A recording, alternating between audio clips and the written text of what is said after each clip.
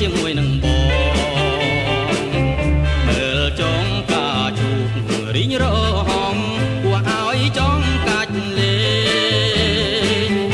មើលនោះមាញ់ឆាហែលកាប់ងានៅក្នុងទឹកថ្លាឆ្វេងស្រកាភ្លេចគឺចាំងចាញ់ចាយគួរចាប់លេងកែកំសាន្តបងប្រឹងអមទូឲ្យស្រីជីងដៃស្ទើររលែងទៅហើយកលយានបងប្រឹងអមទូឲ្យស្រីជីងដៃស្ទើររលែងទៅហើយកលយានតែសងចិនទ្រាំឲ្យតែបាននោះជីងនឹងបង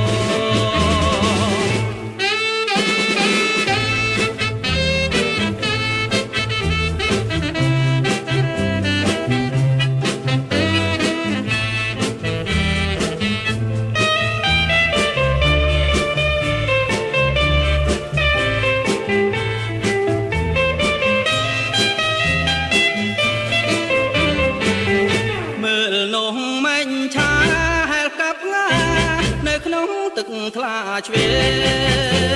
ងស្រកាភ្លេចភ្លឺចាំងចាញ់ចាយគួរចាប់លេងកែកំសា